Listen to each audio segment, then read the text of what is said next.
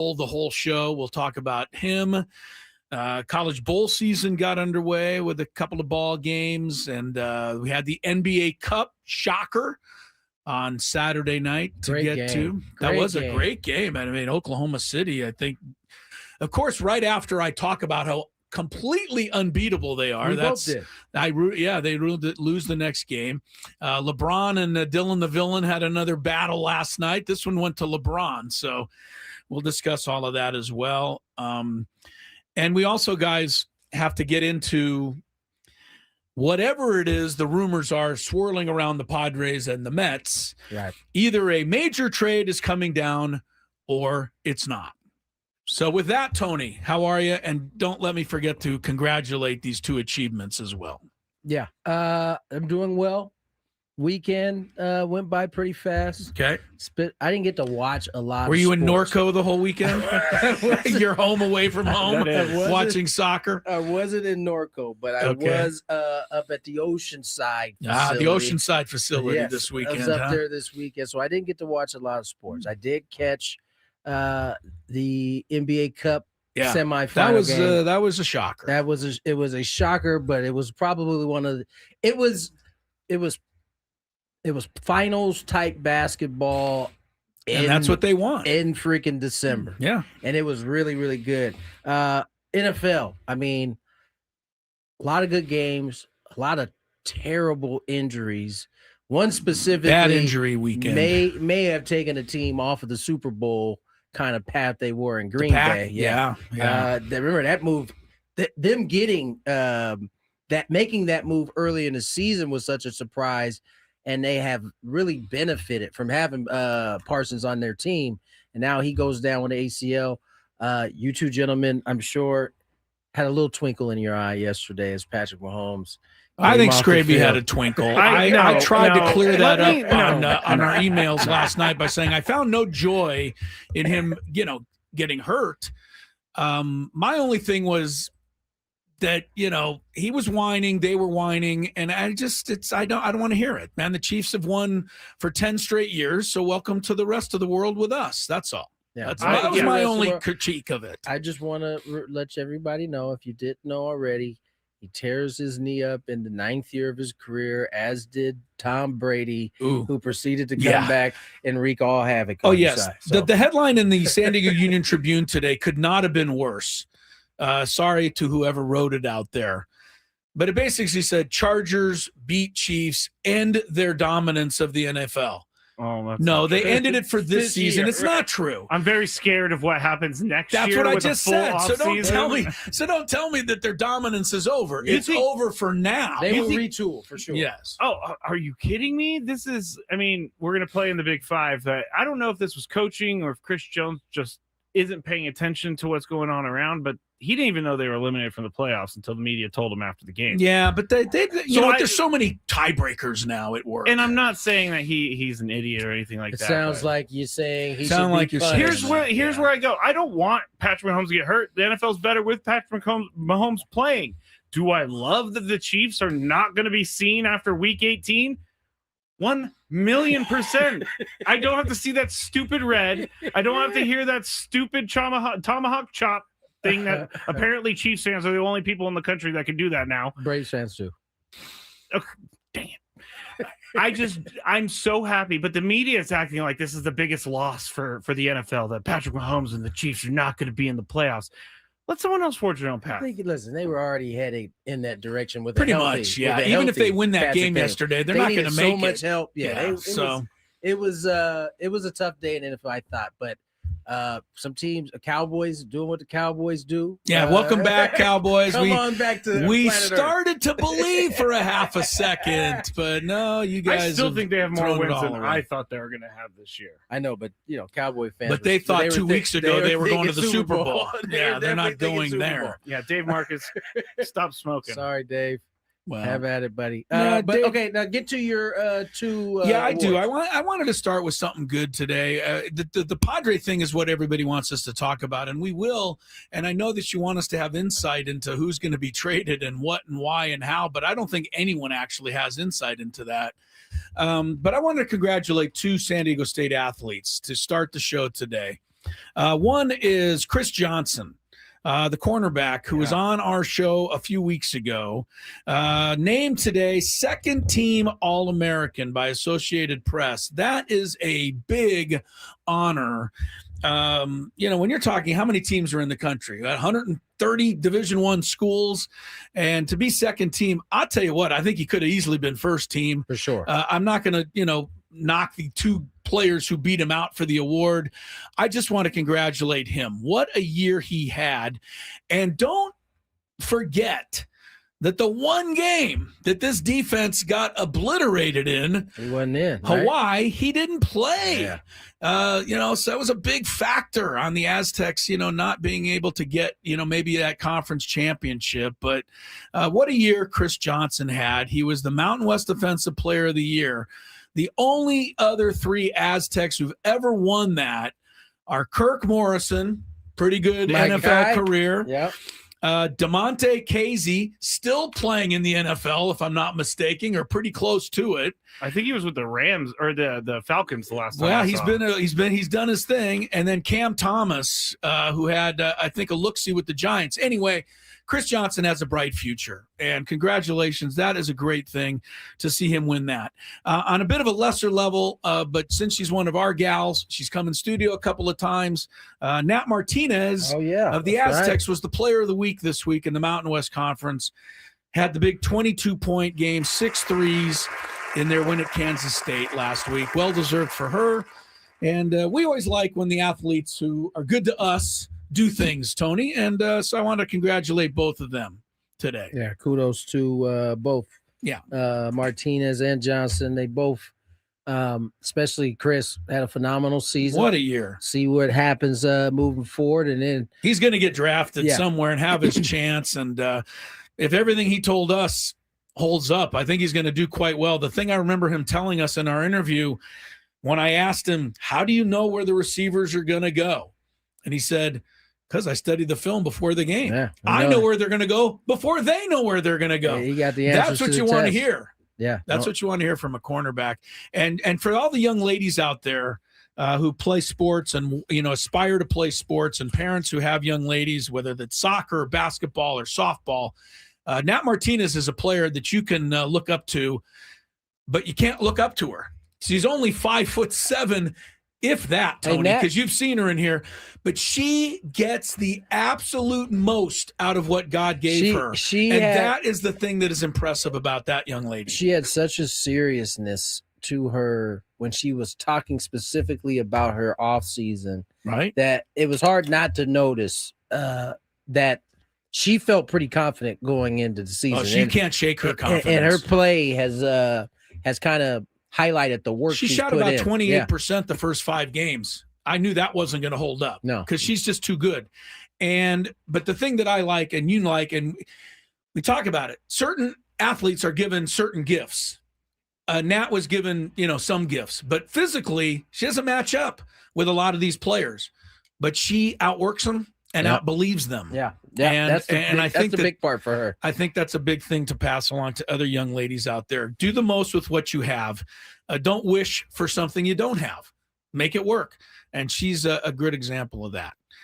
All right. So Skraby and I and you, we have a good overtime today. Skraby will put it up around 4:00. And it has to do with journalism and sports journalism and whether it's where it should be, why it's how it is now. And I think it's very timely because when we come back after this segment, we're going to get in a little deeper to what all the rumors are swirling around the Padres right now, Tony. I can't really even keep them all straight. And every single rumor comes with the caveat, right? We don't know if it's really going to happen. Right. And that's why it gets tiresome talking about these rumors, because you actually can't say one way or another, right? It's just fantasy baseball until it actually happens. But I will say this. We've heard this same drum beat here now for, it feels like about a week, maybe a little bit more in terms of the Mets, Padres, maybe being dance partners. But listen, we're going to have to find out at some point. It's either going to be true or not.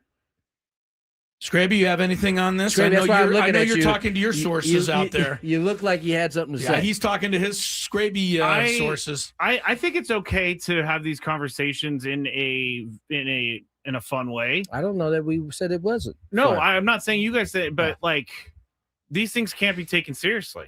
I cannot take any of these seriously. First off, the guy who tweeted the rumors that have made the rounds today, Mark C. Healy. He is the editor-in-chief, or he's the founder and author of Gotham Baseball. I don't know that he has the background to be able to break this stuff, but we'll reveal that on the other side. This does go right into what and that's exactly what we're talking about. Yeah. All right. And if you're just tuning in and you're going, what? Who's the rumors? What? We'll tell you what they all are. We don't have time to get into all of them right now, but suffice to say that if you like a Padre player right now, he's being rumored to be traded to the Mets. So we'll discuss what that's all about. We'll get into the show. NFL, we got the good, the bad, and the ugly a little bit later on, of course, to wrap up week 15 and all the rest of it. So welcome to it. Gwynn and Chris and Tony and Skraby, our final week of 2025. Wow. Better make it a good one, Skraby. A 97.3. Why are you singling me out? Well, because I know we're going to be good. I need you to step up. That's right, buddy. Okay. I need you to step up. All right. We'll talk to you after a quick timeout. Sprouts Farmers.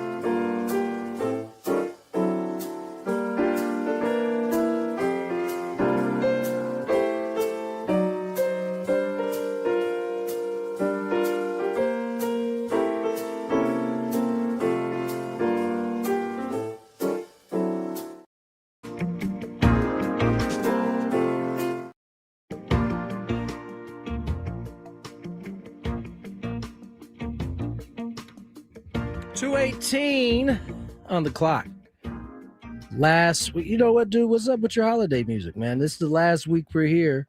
Usually you have like you're all gung ho about the holiday season. You got the music rolling in. We coming in and at a break. Yes, but we found out on our overtime segment that he's not feeling cheery. Yes. Today. Also on the overtime segment today, it was a deep segment today. I mean, we kind of hit some tough spots today. Yeah. What was it? Investigative journalism. Yes. And gift giving, if you will, or lack thereof. The tragedies that happened to me this morning. Suffice to say, if you out there are a big fan of Skraby and the Skraby show and the Chronicles and everything Skraby, and you think that it might be kind of nice around the holidays to, drop a little gift in his direction, don't expect one in return. Straight up. Fair. Straight up. Fair. You're not getting anything. That'll be up there. Don't try to guilt give Skraby. It'll backfire in your face.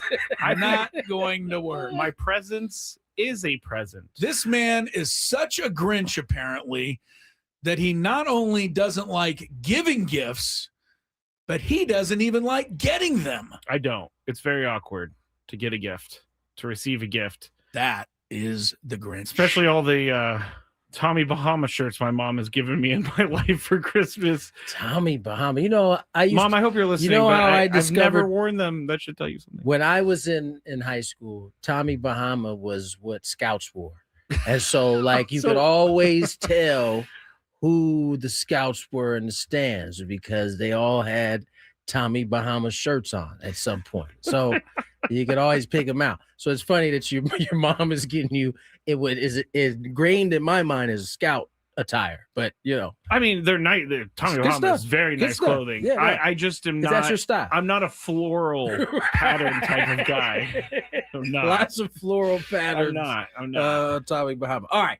Let's get to what I know our listeners really want to get to, which is the very loud rumor of the New York Mets and the San Diego Padres somehow shaking hands on a deal. There are so many rumors out there that I'm starting to worry about you and Jesse being offered in some exchange for Gary Cohen and God, friends. I hope not. Yeah, no disrespect please don't to do the New that. York market. Don't agree to that, Tony.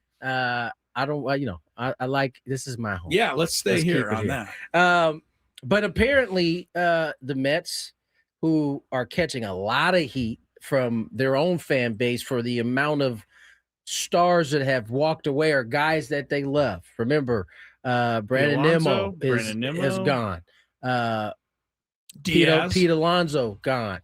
Diaz. And Diaz said gone. He was mad that they signed Devin Williams. Yeah, he didn't take too kindly to that. They went and got a guy who maybe would most likely have been the eighth inning guy had he been able to return. Instead, their closer took offense to it and said, "I'm out. I'm going west." But nonetheless, they're catching heat in New York. Obviously, the Padres have some needs that they have to address. How can they get those needs attacked? We don't know in terms of money, what they're able to spend, what they're not able to spend under the circumstances that kind of stand before them. And so this, to me, this rumor, which is not just a rumor at this point. I mean, a lot of different people are talking about now, whether the actual mechanism of the deal getting done is happening, that's a whole nother story. But there's no doubt, I think, that the two teams are talking. Certainly they're talking. Even Ken Rosenthal has decided that his initial rumor that Fernando was being traded is wrong, but he's now on to the next round of rumors that he's creating. So, I don't even think he's creating these. But I'm saying that he at least had to check himself and say, oh, my Fernando wasn't right, but I'm going to be right about this one. Did Dennis Lynn the GM is also saying he's untouchable changed Ken Rosenthal's He said it before that. That definitely has changed at least the idea, because it is not being discussed. Who is not being discussed is Fernando Tatis Jr. And Francisco Lindor. This is not a deal of that. And according to the Athletic article, neither is Jake Cronenworth, not a part of this conversation. There's one name I was very shocked by. However, The names that are being discussed: one Nick Pivetta, one Ramon Laureano, That's the one. one Mason Miller, one Adrian Morejon, and one Jeremiah Estrada. Yeah. San Diego, in turn, is asking the Mets about their young major leaguers. I think that's Beatty, the young third baseman. Maybe I don't know. Maybe Vientos. I don't know that the Padres need to address the catching. Remember, they also have another young third baseman in that Mets organization. Now, I'm not saying third baseman to replace Manny. You can certainly move guys where you need to move them. However, I shouldn't say now, however, but that is kind of the terms in which are being discussed at this point. No deal, according to the Athletic article, appears to be close. However, Mark C. Healy, who I believe Skraby was talking about, whoever he might be. Okay, can I get at 10:20? Dramatic baseball fan, Mark C. Healy. at 10:22 a.m., December 15th. That's today, ladies and gentlemen. There seems to be a lot of buzz that the Mets Padres talk could be coming to a close, perhaps even a deal later today. I don't know any details. There. I'd keep an eye on Jeff Passan for the next few hours. Here, and then he came back with another one to clarify, because I think he might have realized maybe I stepped out there too far. He says, let me clarify this even more than I thought I did. The talks are rumored to be coming to a close, perhaps even a trade later today. There could be no deal. That's not clarification. That's just repeating what you said in the first. Please understand. He added the part where he said there could be no deal when it's all said. There's a couple of things that are bothering me, Tony, right off the top, and then I'm going to turn it over to Mr. Good Mood over there for his thoughts. But first of all, I don't really want to trade any of the players that the Padres are rumored to be trading. Me neither. Especially Laureano, who is pretty affordable, especially Estrada, who has an incredible upside, Morejon, Mason Miller. I don't want any of those five guys gone.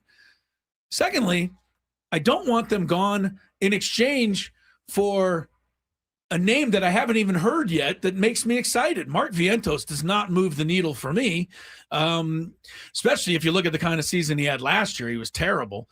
But to me, if you're going to report a possible trade, don't you have to at least match up the trade? Nah, well, the Padres are rumored to be giving 5 All-Stars. The Mets are being what? Mark Vientos? Okay, well, that doesn't match up. I think these names are being discussed. I don't think all of them will be in a deal. Here's the names that are coming the part to that light. scares me. Okay. If indeed these names are being discussed, and I don't think any deal will happen in which all of these guys will go one way and a bunch of prospects. I don't think that's going to be the case at all. But what scares me, that if this is indeed true, to me, that would signal that maybe money is tied up. We are going in a different direction in terms of being able to sign, right? Because why else would you be thinking about moving these guys unless the only way to fill the open spots that you clearly have is to take from your strength and try to bring in some younger, less expensive pieces, because you don't have the money to go out on the free agent market and sign. I get that, but Laureano's name doesn't make a lot of sense here, does it? He's pretty affordable right now. It does in terms of being able to get back what you want to get back from. Because his contract and his price is like so you could extract something. You can extract in the same way you, by even entertaining giving up Mason Miller or Nick Pivetta, you would be trying to use them to extract the exact pieces that you want. And you're using a guy like Ramon Laureano, in his case, because he's affordable, because he's super productive. The name of Met that's going to be exciting to the Padre fan base. You've got to be careful there, because the only ones I know of are Alonso and Nimmo, and they're gone. And Diaz is gone. And Lindor's not being talked about. And Lindor's not. And Soto, we've gone that route already. I don't know anyone they're going to be able to get that. I heard David Peterson is being all-star. But why? Pitching fills that need. I know who he is, but he's not better than Pivetta. I'm not saying Pivetta that could be a different trade. I mean, we say all this to say I think none of these guys will be, when they say Pivetta's being discussed, when they say Mason Miller is being discussed, when they say Adrian Morejon's being discussed, or Estrada, I think all of those guys are 1, maybe 2 for a boatload is what I think it would be. Not all 5 or all 4. Yeah, that would in be any case. That would be crazy. Let me just go to Mark C. Healy, and I don't want to like make it seem Going like, back to Mark, huh? and we're going a little bit extra get him on the time show. We here. got a little time. Call him. See if we can get him. I'm on. sure he's available. He's probably in the middle of a Stratomatic game right now. Chris is locked into the Stratomatic, which you love Stratomatic. I do. I went to go research because this is what I have to do now to see who's giving these rumors.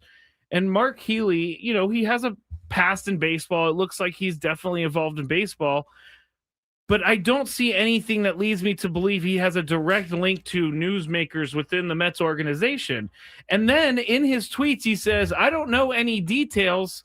I keep an eye on Jeff Passan. So he's basically trying to put this bait out there. I think he's and then say, I think he's hedging. Is what he's doing. Right go there. to He's Jeff Passan because he'll break the news before I He's do. like, I think I got something, but I'm not willing to go all the way out there. So pay attention to Jeff Passan. But I may not have something. But this is where I don't understand why we give and we're talking about it on the show because. And if you look at MLB.com right now, they keep showing highlights of Mason Miller and Laureano and Pavetta. It's making the rounds. Well, clearly. MLB Network, their whole thing this offseason, I swear, is to break down the Padres and get them to trade everyone because that's every one of their conversations. I think they're talking about this though because of the same look. It's literally the exact same There's thing. our guy John Heyman, our old friend, and so it's not just a rumor at this point. They're clearly inquiring, yes, right? But we don't know who and what for at this point. But I guarantee you, if Mason Miller's involved in the conversation, there is a ton that is being put on the table, and it's not just going to be prospects. There's going to be some major league talent that would be a part of anything that his name is involved. And I know this isn't how you build a baseball team, but I really want the Padres to keep these new guys they acquire. I want them to be on the team. There's a boatload of ways to build a team. We've seen that, and AJ always does things that we never see coming. That's why all the rumors also kind of are like, how can we believe this? Because you have a little faith in the Church of AJ because of what he's done. But I'm going to tell you that to me, and I don't have, if I'd have to go through every trade ever made, but it seems like every time you trade a great player for a bunch of okay ones, the team that gets the great player wins. And I just don't want that. So I know what you said, Tony. If Mason Miller's going, we're going to get a boatload back. But will the sum of those add up to Mason Miller? It very rarely seems to. Can be answered over time. That's right. But you are 100% correct. We've talked about it a billion times. Yeah. Dudes are dudes. Yeah, prospects are prospects. Yeah. And until the deal comes where the prospects all blossom and turn into dudes, that's going to continue to be the last thing before we go to break. I'm seeing on the chat, it's because the team is for sale. I understand that, but don't choose the cheapest guy on the team to trade to save money. Mason Miller makes $700,000 and something thousand. It's not just about money though. It's talent. No, I get no. What I'm saying is that like if they're saying they want to trade Mason Miller because it would help the team in payroll, it doesn't. It would actually. They're not cost saying them. that. They're saying they are trying to fill pieces that are open spots right now. I can't wait for this week to be over. I'm so angry at this stuff. Let's go to break. We're going to Chris. Big Five on the other side. Darvish had a big announcement. Oh, Big Five's back at 240. Yes, it's a normal Monday. Ben and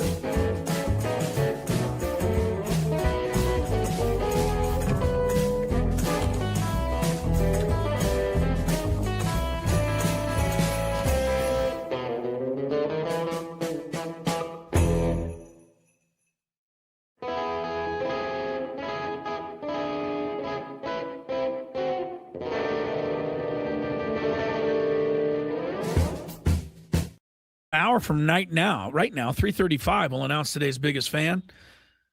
That winner will get a chance to qualify for a night in the Odyssey Suite at a future Padres game with all of the fan staff, catered by our friends at Spiro's Mediterranean Cuisine. Register your name, if you haven't already, at 973thefansd.com/biggest fan. Your name might be called. Crisello, Tony Gwynn Jr., Matt Skraby, Padre rumors flying all over the place. I'll predict right now that none of those trades happen. And I'll be wrong, but I think that's closer to the truth. That none of those trades happen. That none of them happen. Adolis Garcia going to the Phillies, Josh Bell going to the Twins, Matt Skraby going to the Big Five.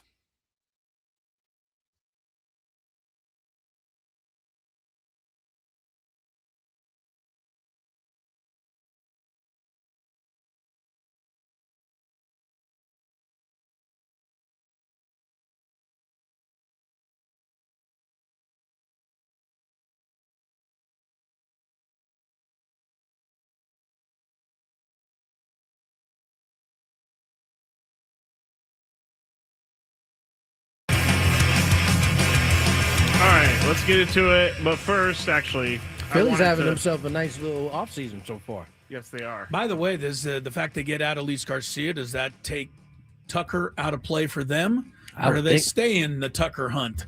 I would think so. Yeah. I mean, I guess they could put him at center. But I don't think there's nowhere else to put him. Yeah. We'll see. All right. I just wanted to say real quick, one of our great listeners, Maria, her father is having surgery this week, so let's put some good thoughts out there for her dad. So prayers up for Maria's best of luck there. We're thinking of you, Maria. Yeah. All right.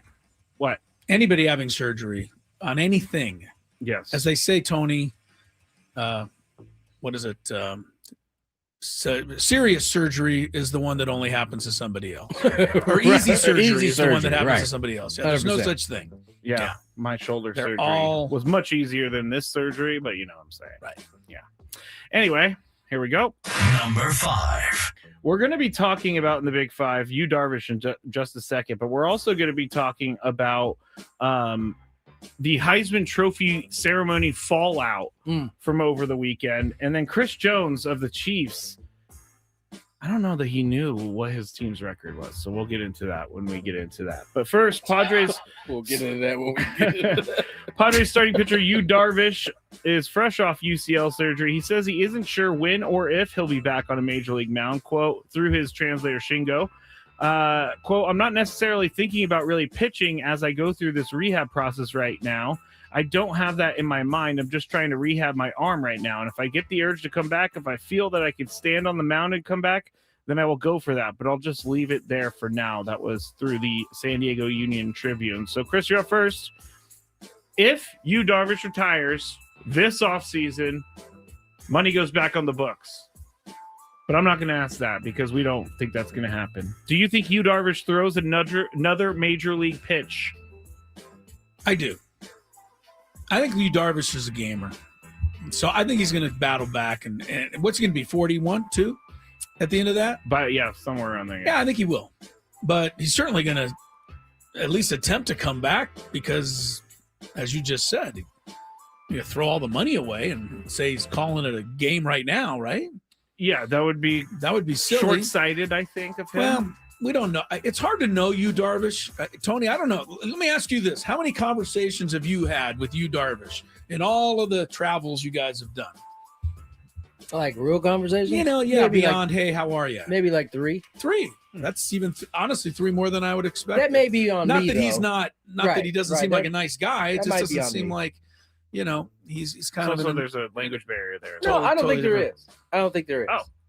I think if I wanted to, if I approached you for a conversation, he'd have the conversation. He'd go, with me, gotcha. and he'd have it. Okay. But But I've only had 3. I'm a Yu Darvish fan. I think he'd like to come back and give it another shot. So I'm going to predict yes. All right. Tony, do you think Yu Darvish pitches again at the major league level? I mean, I'll never say never, but I say it's unlikely.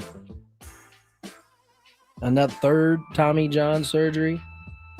Yeah. Like, I don't know that he comes back even to what he was, but you never know. Medicine is crazy nowadays. He very well could, but my gut says no. We won't see him pitching. I have a quick question on that too, Tony. Maybe you know, Dr. Gwynn. Thank you. Yeah, Dr. Gwynn. Dr. Gwynn, medicine woman. I'm asking remember Dr. that? Gwynn a question here. If he doesn't want to pitch again, could he just say, then I don't need the surgery?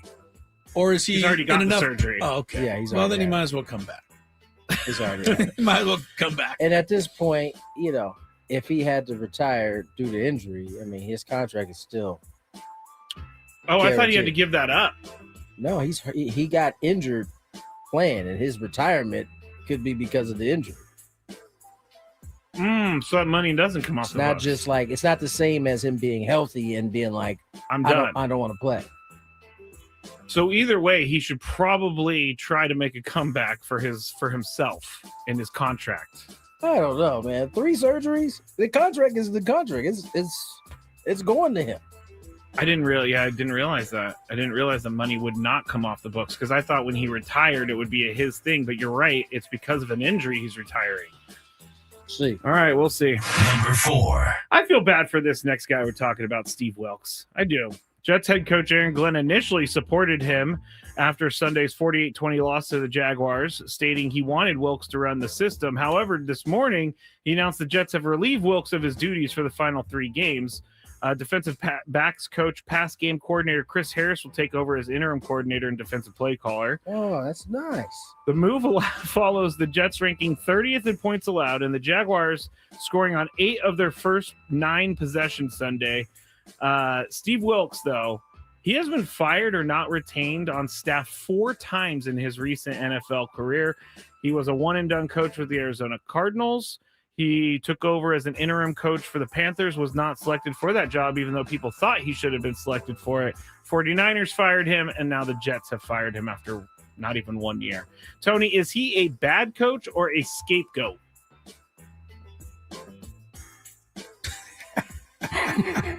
How about that question? Leading the witness, I know. Come on, Dr. Gwynn. I'm not sure. It does smell like Woody Johnson is what it smells like. Yes, it does. Like, there's nothing in what we've seen from Aaron Glenn to this point that would tell me that he would say one thing one day and do something completely opposite when it comes to this, unless he was told it's either you or him. Yeah. And it would fit with what we know about the Jets and their organization fluidity. Excuse me, did the Jets trade away Sauce Gardner and Quinnen Williams, 2 of the best players in all of football? Yes, they did. Yeah. Yes. Just saying. Yes, they did. Okay. So What do they expect? I then don't know if Steve. when they play I the don't know. Jags, right? I don't know if Steve Wilkes is a bad coach or a scapegoat. Well, I do know he's a scapegoat in this one. I don't know whether he can coach or not. Chris. Yeah, I Do you can't think he's answer a- your question, but I'm going to answer. No. The question is Oh, he sorry. a bad Yeah, I know. coach or a scapegoat? I know. That is the Okay, question at all right. hand. Well, I'm going to say neither.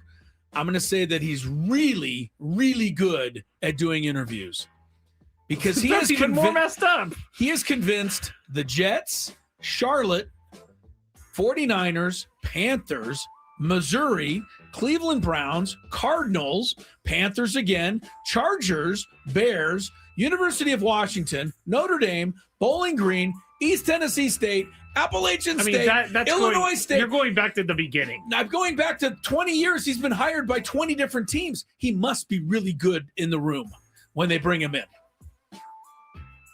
I don't He's know had that some you get a top job defenses. because of He's that. had some top defenses in some of That's He's them. had why a he got couple the of good Arizona defenses. Cardinals job. But because when he was the one of the better 49er ones. D coordinator in the Super Bowl, and you still didn't like him. I never said anything about him. Man, No, I think you guys you asked did. me. You guys Pretty asked me sure you after did. because Kyle Shanahan fired him, and you guys asked me, "Is he a scapegoat?" And I said, "Yes, he's the scapegoat." I don't know. It's Right, it hard. was your boy Shanahan that didn't like it. Yeah, Shanahan hasn't I been would, able to I would find look one. at this resume, though, if I were the next team, and I might go in a different direction.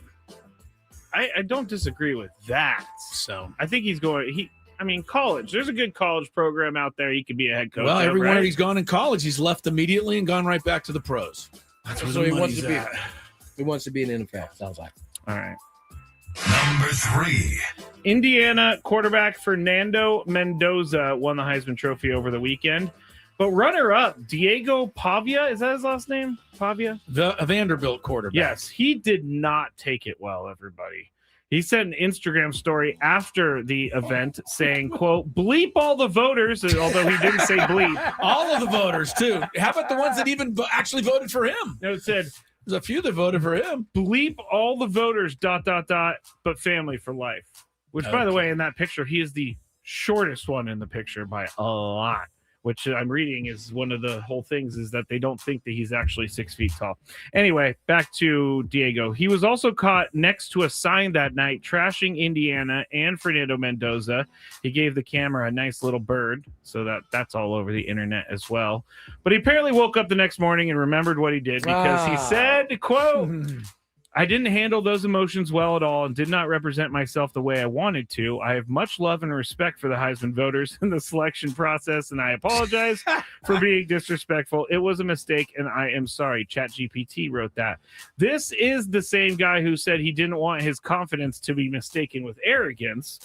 The same guy who was seen practicing kneel-down celebrations before a game against Alabama.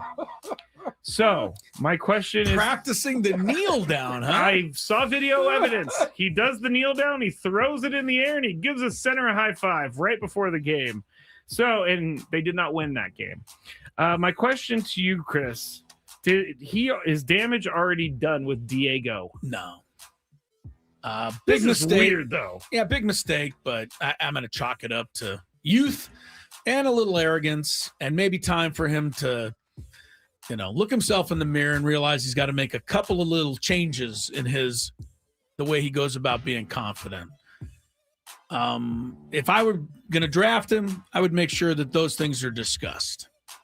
But I'm going to just say that, what is he, 20, 21? I think he's 24 or 23, 24. Still doesn't have all the answers. I think he's got a chance to be a better quarterback than Fernando Mendoza personally. I'm not sold on Mendoza. About? I'm not sold on him.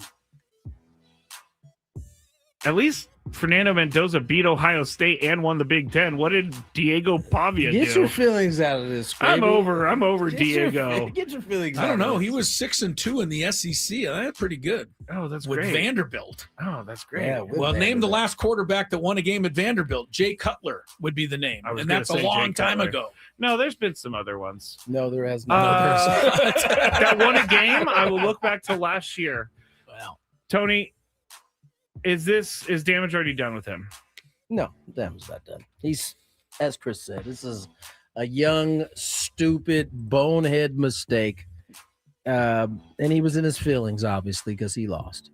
And he took it out. And although you'd like to see him not be so dumb, sometimes youth allows for that space for you to be dumb.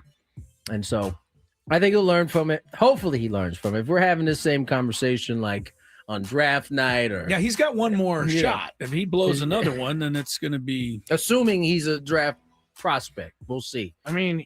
If he gets drafted 10th and there's 4 guys ahead of him and he says they all suck and you guys are all stupid, we might start. We won't look at that different. the same way we looked at Josh Rosen when he said it. You know what I'm saying? It'll be a little different after this, something like this.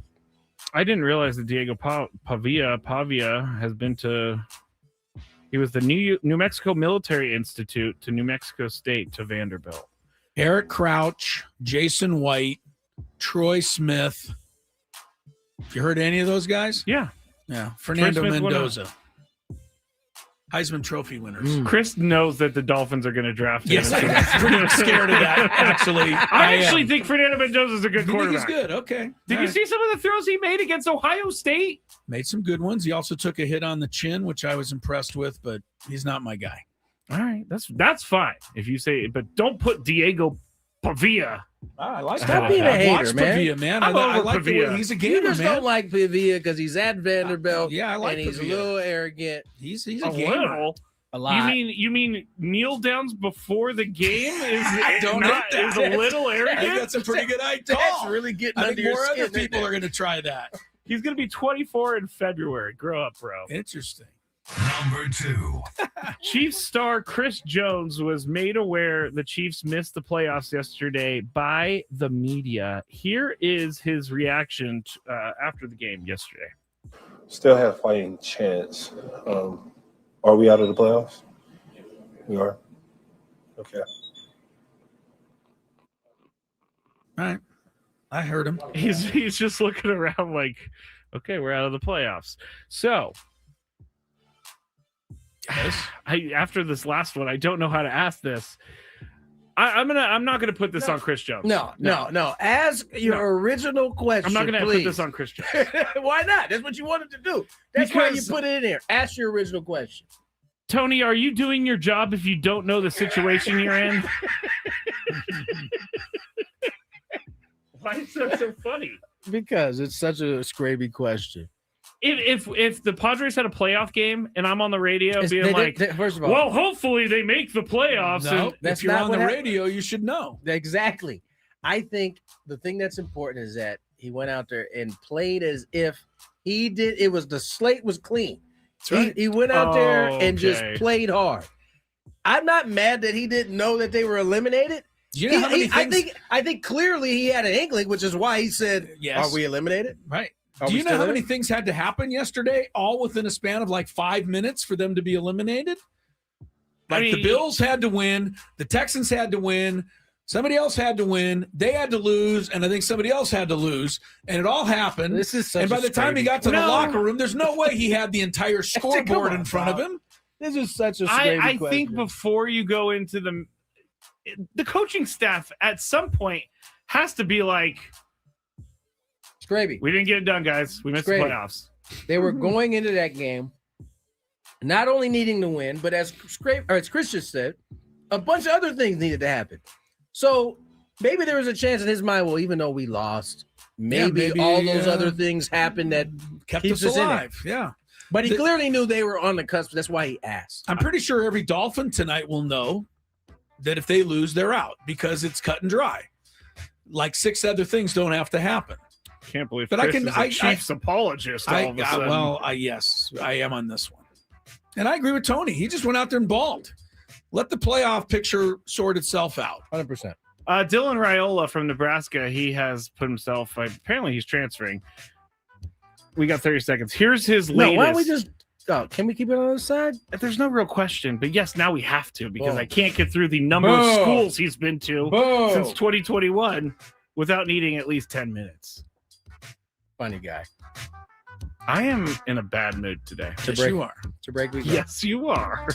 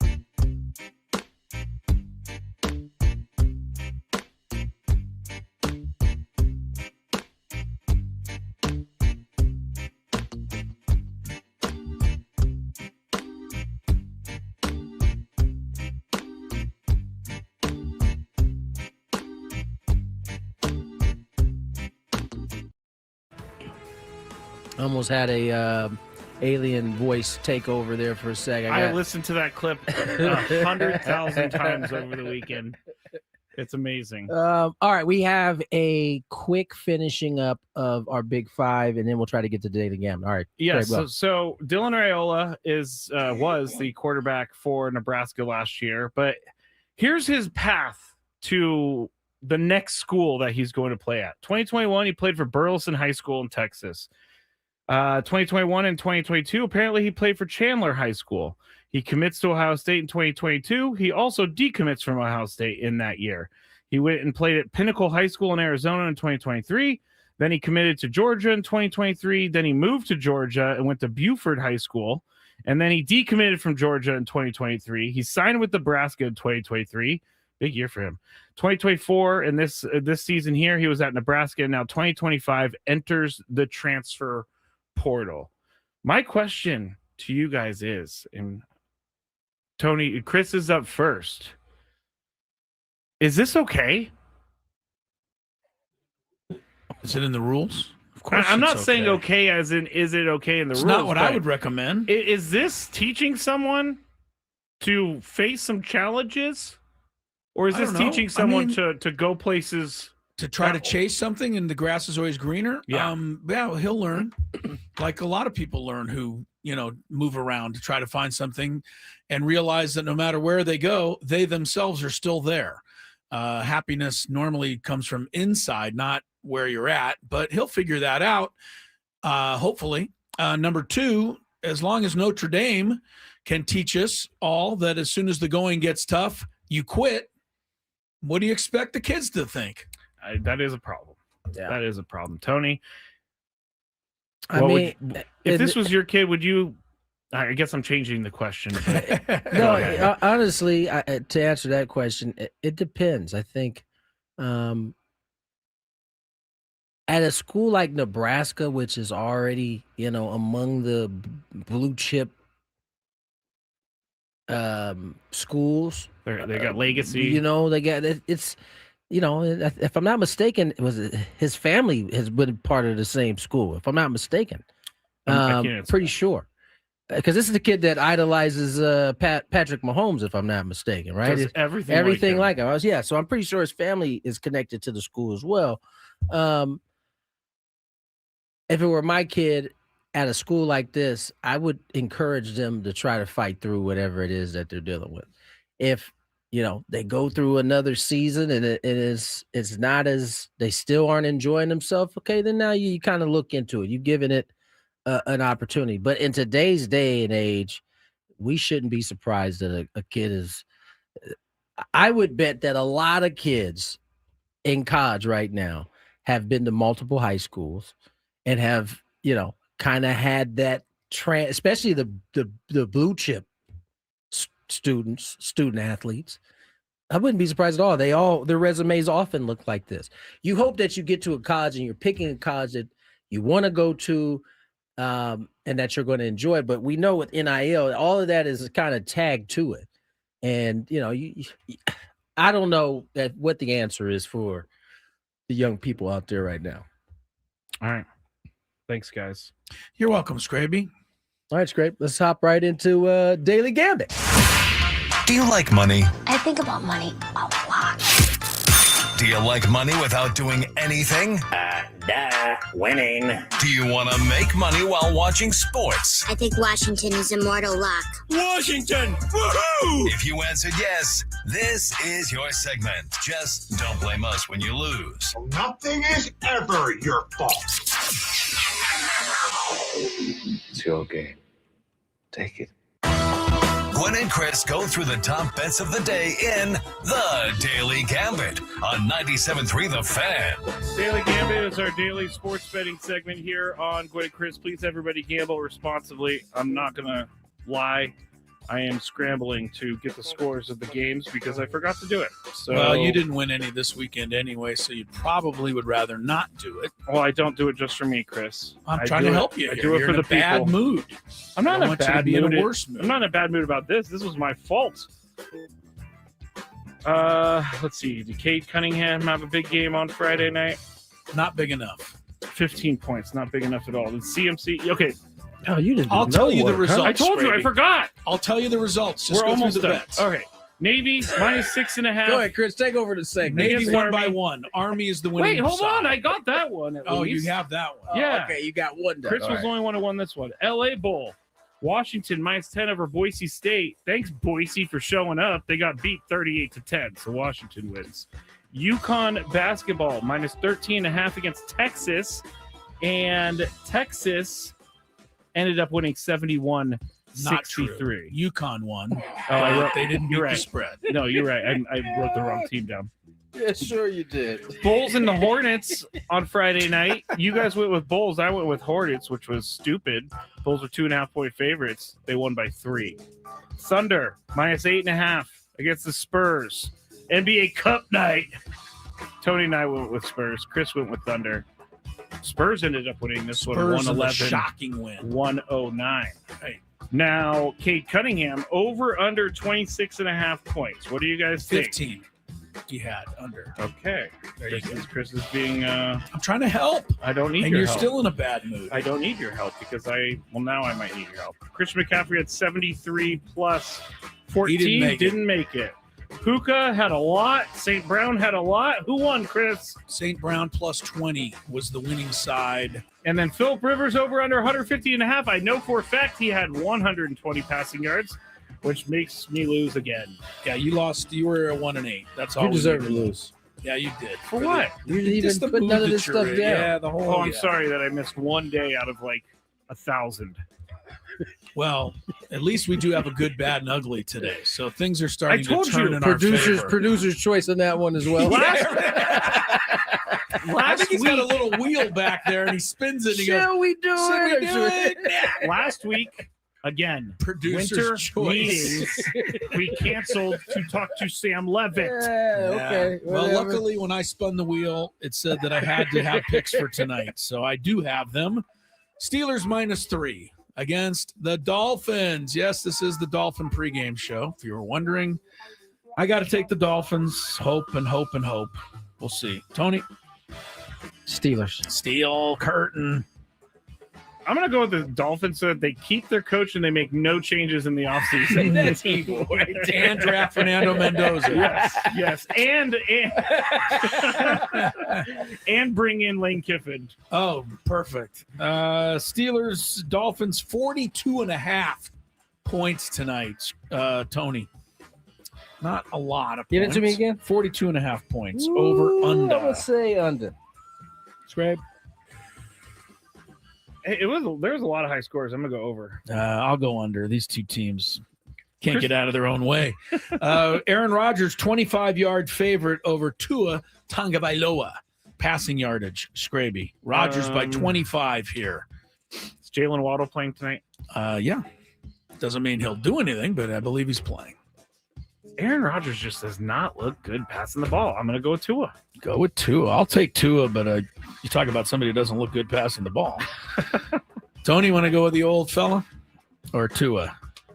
Yeah, I'm going with the old fella. Go with the old fella. All right. Achan, 114.5 yards, rushing, receiving. My wife is crossing her fingers. She needs a big game to advance in the playoffs. So I will say over for her sake.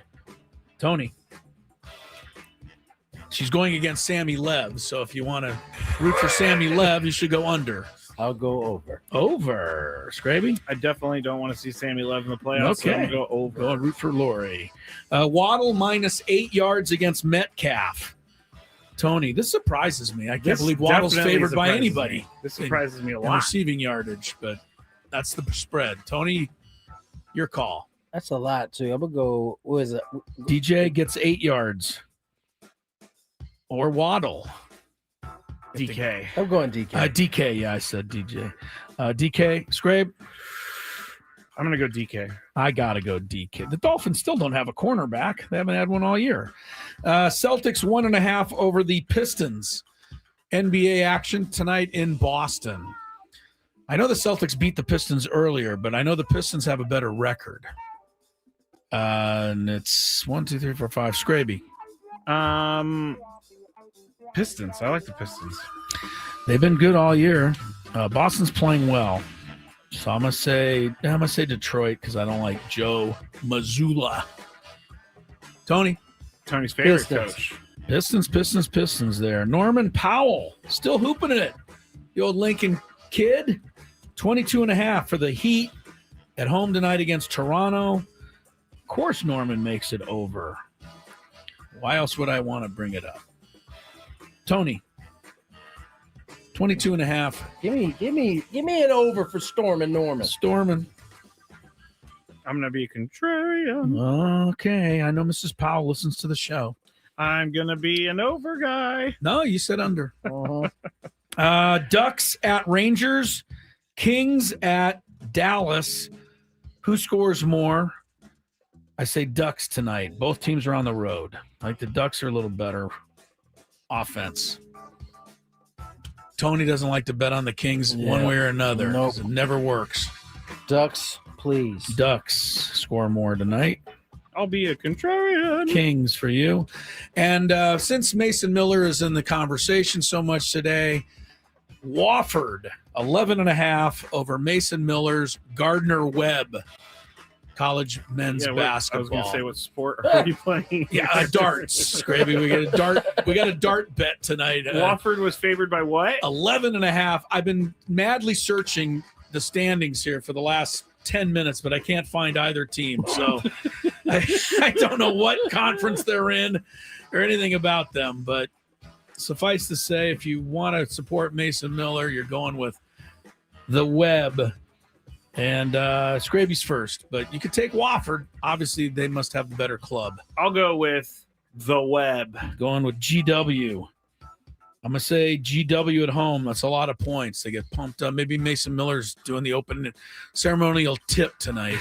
Who knows? He's tall enough. Yeah. Tony? Is it Wofford? Wofford. Yeah, give me Wofford. Going with the Wofforders.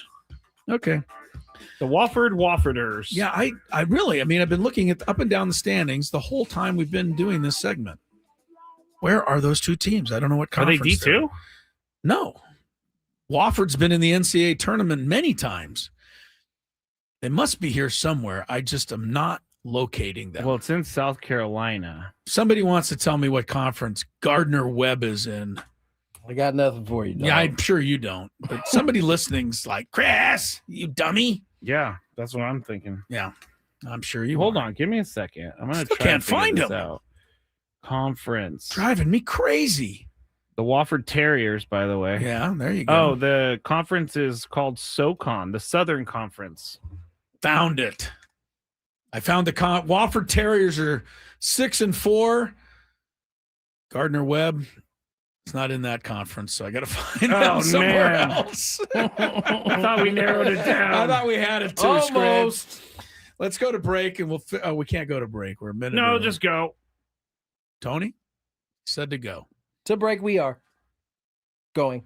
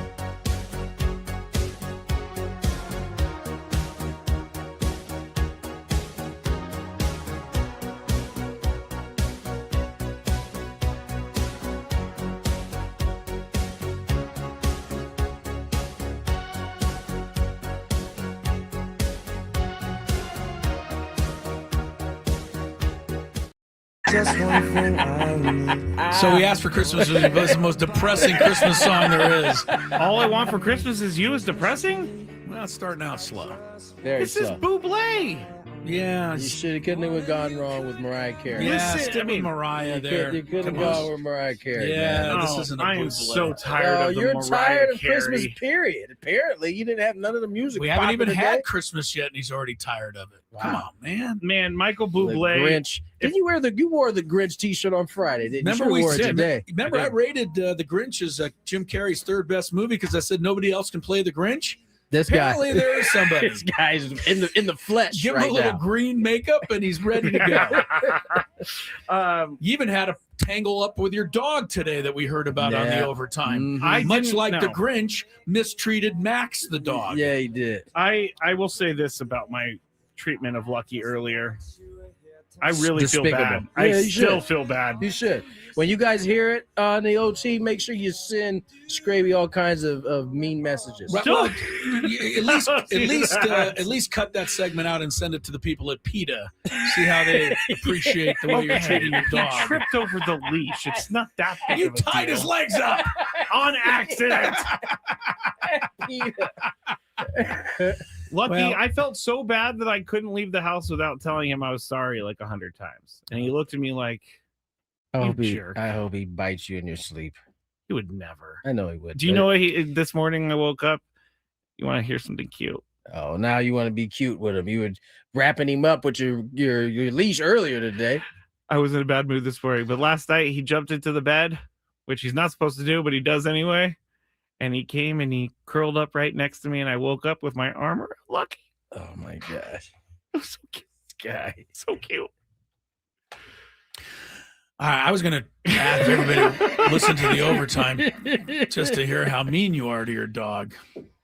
He was Gwynn- mean. It doesn't change the fact that True. he was mean in the overtime. By the way, we finally, I said it in the break in case you missed it, but we found Gardner Webb. They're 1-11 and they're not doing well. But there might be something amiss here on the odds because they went from 11.5 point underdog to 10.5 Uh-oh. just in the last 5 minutes. So look out for that particular situation. We have the good, the bad, and the ugly coming up for week 15 of the NFL. But I don't know that we'll have enough time to do it justice, so I'll throw it out. Phillip Rivers, I thought, was quite amazing yesterday. Maybe it's just because I was trying to root him on, and he's almost my age. But the one thing I noticed, Tony, he couldn't get any zip on the ball. That's for sure. But every pass that I saw him throw was right in the hands of the receiver. His accuracy remains incredible. One of the best parts about Steven Rivers. Wow.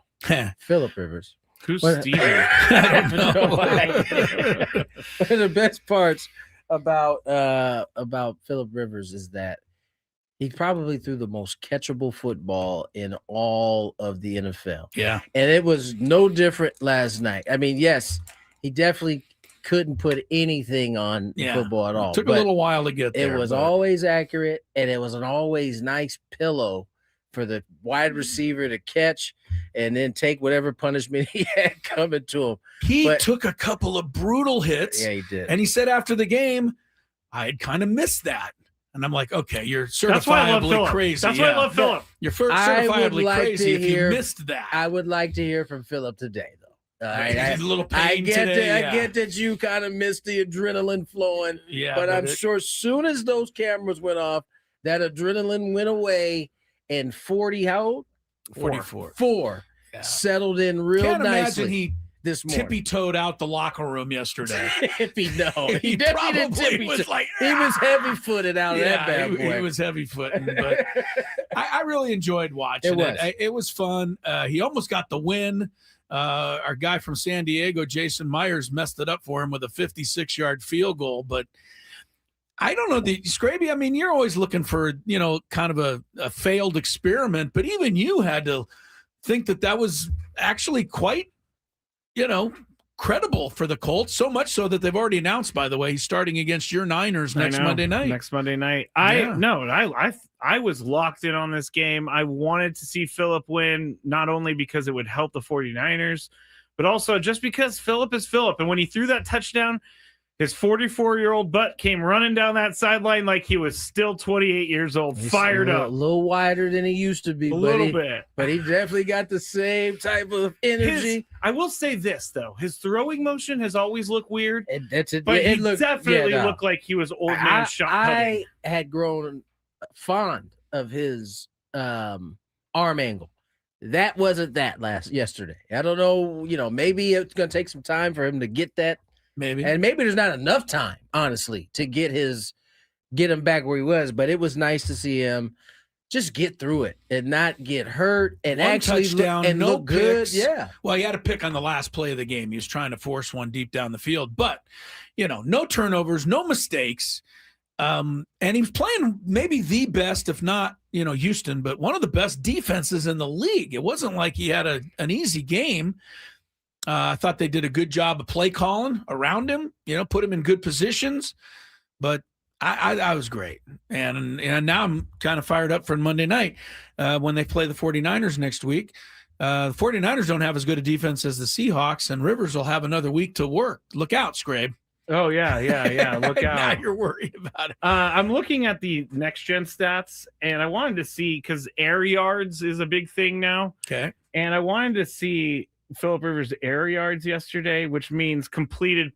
This stat is average completed air yards. Okay. It wasn't very much because 1.1 was his average air they yard. Threw behind yesterday. the line of scrimmage. They threw screens. They threw which they should have. They leaned on Jonathan Taylor, which was smart. It was a game plan to not expose Phillip Rivers. And that's the exact type of game plan it should have been. Yeah. No, I thought it was really good, and I bet you it'll open up a little next week.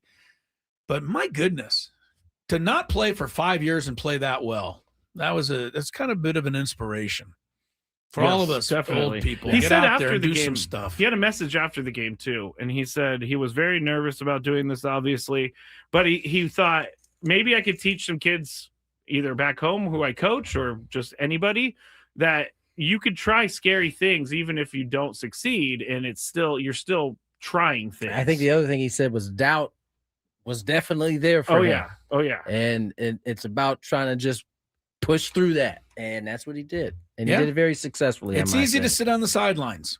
He said it's tough to get up and go do it, and good for him. He sent the right message to everybody in an era where everybody else is sending the wrong message. There's a growing sentiment that Phillip Rivers is taking the spot of some other quarterback who could have started. I don't think that's true. If a quarterback can play in the NFL, that person will find their way to a lineup. It doesn't matter. The Colts chose who they chose, and that's it. That's how it always gets done. The team is going to eventually be the one that says, hey, we think such and such is going to be this guy we're going to go after. And that's just what it is. I don't think he's taking a spot. The Colts chose him. Yeah, he backed them up yesterday. He did not make them look like fools. He certainly didn't. Seahawks did win. We'll have that and the rest of the Week 15 in the NFL, the good, the bad, and the ugly is coming up when we return. Coming up on Tuesday's show.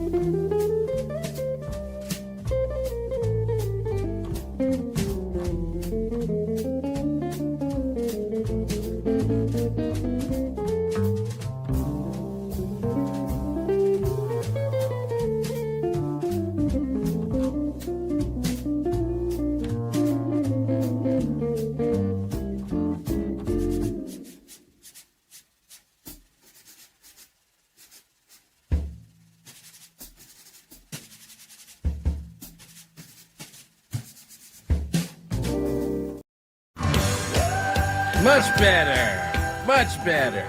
3:35 on the clock. I don't know. I was hoping for Jingle Bell. Jingle. Could you find like a Michael Bublé? I love Bublé. I don't know what Depressing you're us talking through about. Jingle Bells. I love Bublé. Ruin a good song. Yeah. Tony Gwynn Jr., Chris Ello, Matt Skraby. All right. You know what time it is? 3:35 on a short show. Congratulations to today's biggest fan, Ron Pillon of San Diego. Give us a call within the next 10 minutes at 833-288-0973, and you'll qualify for our grand prize. 20 tickets for you and your friends for a night in our Honesty Suite at a Padre game with all of the fan staff later this season.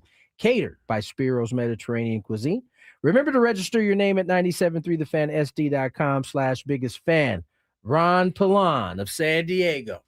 833-288-0973. You're on the clock. Let's check some traffics and then GBU. From the 855 Get Ross Traffic Center, protecting San Diego after accidents or injury. This game day traffic report is brought to you by Crystal Geyser Alpine Spring Water. The 5 is jammed northbound right at Via de la Valle with a stall. The left lane is blocked, and then after that at Lakota Avenue, 2 left lanes are blocked with an accident. It's also pretty slow on 8 eastbound at Rosecrans Street. Somebody else broke down, and it's blocking the left lane. What makes Crystal Geyser Alpine Spring Water different?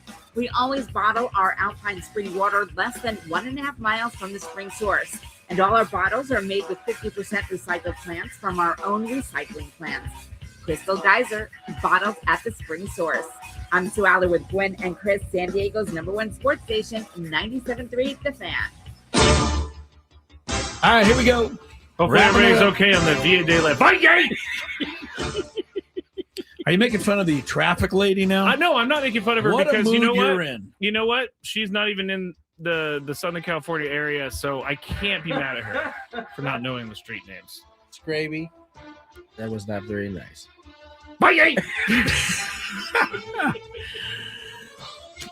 He has been I like this Vicky Pepper. all She's day. very nice. Every You time don't I sound like you like her. Every time I email her, she gets right back. She's like, "Okay, cool. Thank you for letting me know how this is pronounced because I'm not in Southern California." So Are you gonna email her about that too? no. I'm going to email her and tell her you've been ripping her on the air. I did not rip her. Vicky Pepper. Skraby. Here's the good from week 15 of the National Football League. Starts with Buffalo in New England. Oh, that was Sue Aller, by the way. Sorry, Vicky Pepper. That was Sue Aller. You threw Vicky under the bus. Yeah, I like Sue for Aller. Sue Aller. I have never spoken. Well, yes, I have spoken to Sue Aller. It doesn't matter. I don't think you like her either. Thanks, Tony. We'll do the good, the bad, the ugly tomorrow. We're going to spend the next 20 minutes talking about traffic people on our station. Apparently, you can't keep Josh Allen down forever. No, you After can't. the Bills were down 21-0. Oh, what was that, Chris? The Bills were down what? All right, what are you going to try to rip Mike Vrabel because he lost a game? Is that your whole point here? Let's get that out of the way. They finally play a good team, and guess what happens? They but give when up they a 21-0 lead at home. But when they beat them the first time, you said Buffalo sucked. So you can't have it every way, but you'll try. I did not say that. I said the jury is out on Buffalo. What did he say? You said they sucked. You guys have the worst memories. You do not remember. All right, let's just finish this up. Buffalo won the game on this 4th down stop. Snap to May. Back to pass. Nobody open. Pressure coming. Rolling out to his right. Fires, and it's batted out of the air by Joey Bosa. Incomplete. It's a turnover on downs for Buffalo. And that'll send the New England fans up the stairs and out of the stadium. Yeah, good win for the Bills. Pats lose for the first time in 2 months. Josh Allen is what he is every time. I thought Drake May played really poorly. He ran 2 early touchdowns in, but couldn't get much going in the passing game.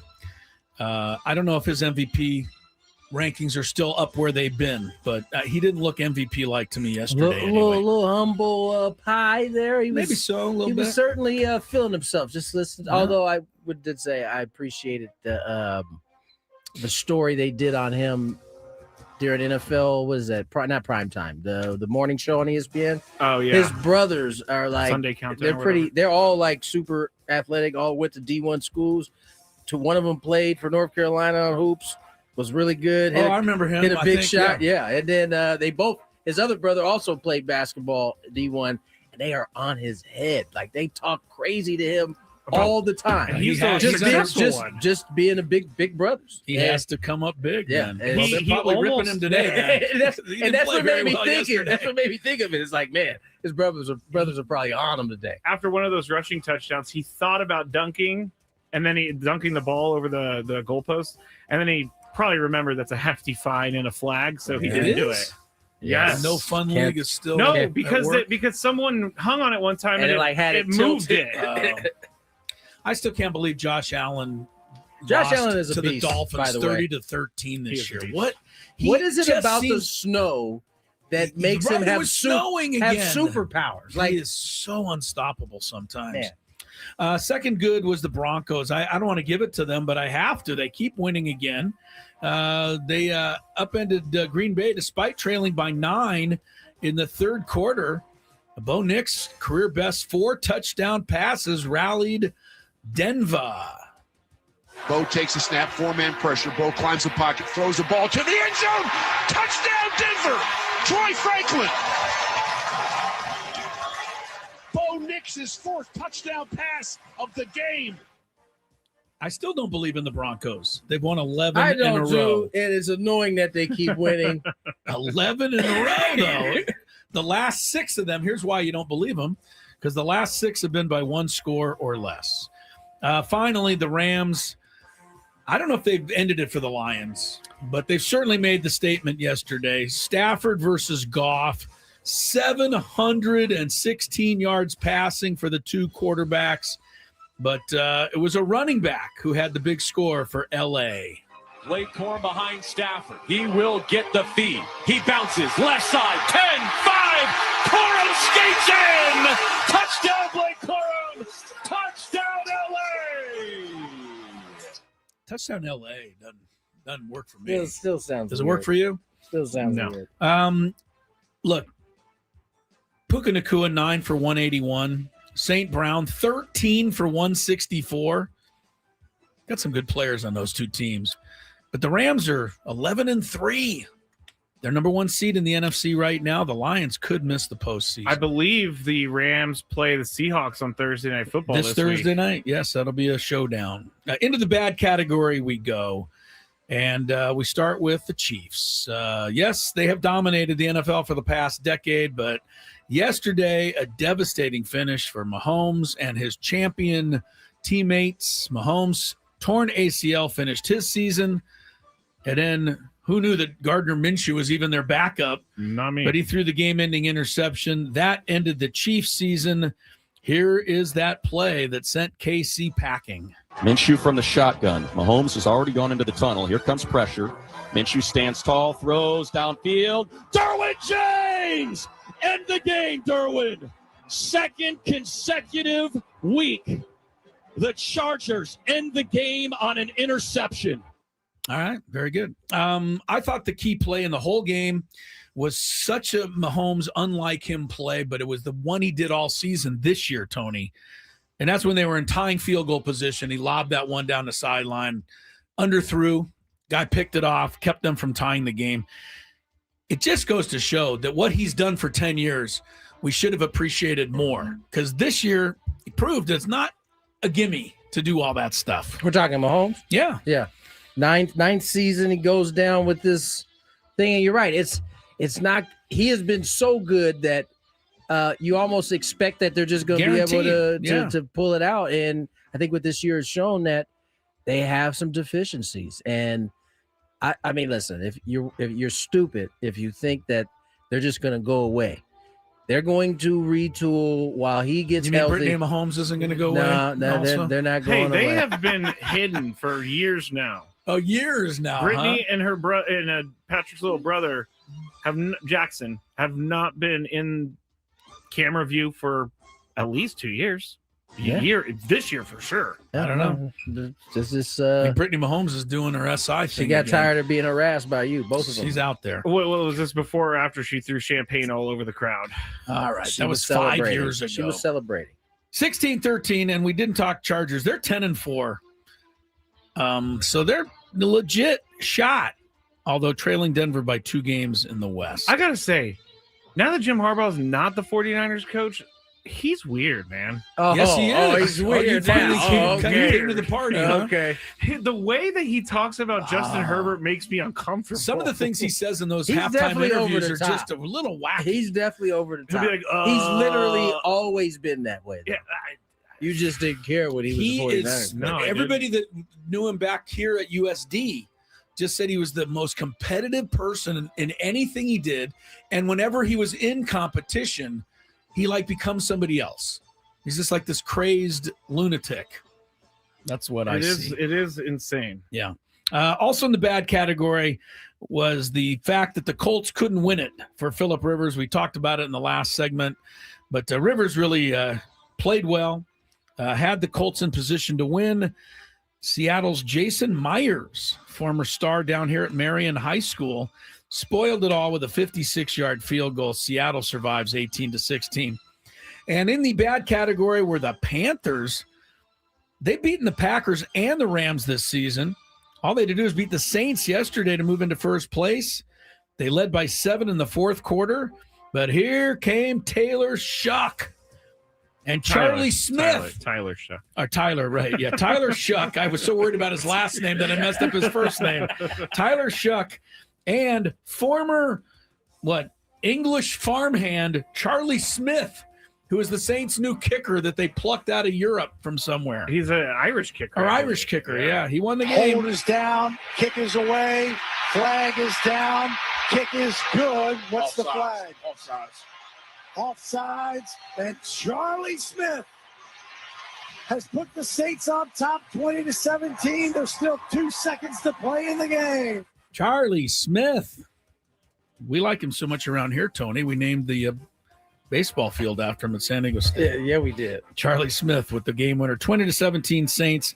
Ugly category.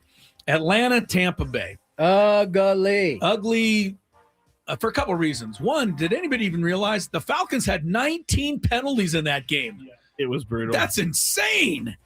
And it wasn't much prettier after the game when Todd Bowles called out his squad in a hailstorm of profanities. I loved it. I know you did, but because he's such a seemingly calm he doesn't guy. normally do it. Maybe he's got a point. The Bucs have lost 5 out of 6 after a 6-2 start, and they did blow a 14-point lead. Yes, they did. To the floundering Falcons. They also didn't cover. What is it? Kyle Pitts, who probably has never done anything like that in his whole life. Man. My Yeah. poor brother-in-law was in the fantasy playoffs. Played against Kyle Pitts. Played against Amon-Ra. Well, played that's against. that's like record-setting day. The guy scored like 195 against him. Yeah, that's a hang with him.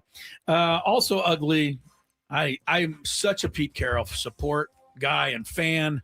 I don't know how long this can continue, though. Robert in Las Saleh Vegas. has been linked to that job. Philadelphia embarrasses, but it's not even embarrassing like we expected almost from the Raiders. 31 rock. Oh, sorry, that was touchdown. The offense calling for the football. He's back again. He looks, he fires, and it is complete. Touchdown, A.J. Brown, 27 yards. I was thinking of our guy, John. You know it's Flynn. bad when the Eagles are having a field day offensively. Yes, who but have struggled. The Raiders had 110 yards. Yeah. And The that was- offense has been the issue pretty much all year long. They did that earlier this year against the Chiefs. Remember that one game? I think they had 3 first downs. I mean, just nothing.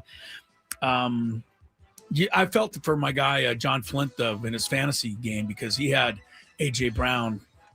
And when your star receiver catches a ball late in the third quarter and the announcer goes, and his first catch of the day. Yeah, it's a rough That's one. like, oh, That's a God, rough that's one. horrible news. Anyway, 31-0. The other team that was ugly yesterday, surprisingly, was the Bengals. They came out with nothing. In fact, 2 of the season's 7 shutouts were yesterday. I was surprised to see Joe Burrow go down. He said it was the worst game he's played as a professional. Well, bad luck for the Dolphins because next week he'll probably bounce back. But he threw a pair of picks, including a pick 6. He was sacked 3 times. And even Lamar Jackson found his way back to some lost mojo. Lamar the shotgun. 29 seconds left in the half. Lamar takes a snap. Fires deep for the end zone. He's got a man there. Touchdown! Zay Flowers! And the Ravens extend the lead. It's a valuable lesson maybe for Joe because he came into this week being all sad and kind of the energy was, I don't know if this is fun anymore. That rubs off a little bit. And then he played like that this week. So Good call, maybe, Tony. and I saw already this week that he's starting the final 3 games and he had a little different kind of attitude than talking about it today. So Very good point. Let that be a lesson to young athletes out there, man. The energy you put in is Sometimes it'll manifest itself. Exactly. The old saying.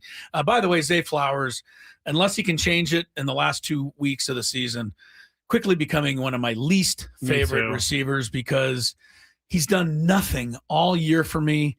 And then in my bye week, Goes off. there's his 40-yard touchdown. Well, I have a big Where's question. that been? Like, I am I think seriously it's- considering benching Lamar Jackson because he has been pedestrian this year. Listen, I think See what we Lamar's do. year was altered from the moment his hamstring got hurt. He hasn't been the same really since that point. Now he's played better here this last week, and it might be an indication that his hammy started to feel better. And I think Zay Flowers is connected squarely with Lamar Yes, Jackson. right. If he's not playing well, Zay Flowers certainly isn't going to be playing well. Well, it'll be next week. The Ravens get the Patriots in the Sunday night game. So, Skraby, it'll be your decision. But assuming Who's your other option? It's got a pretty good Jordan option. Love. Jordan Love. Yeah. Who they got? Well, they got the Bears. It'll be a tough call for you, Skraby, but I assume you'll go with Lamar Jackson since we know the Patriots are so awful. He should run ragged over them. Point, Chris. So I would expect you to this use isn't that difficult. You go It's with an Lamar. easy choice for Yeah. you. They're playing one of the worst Patriots teams in are football trash. next week. Done. Done.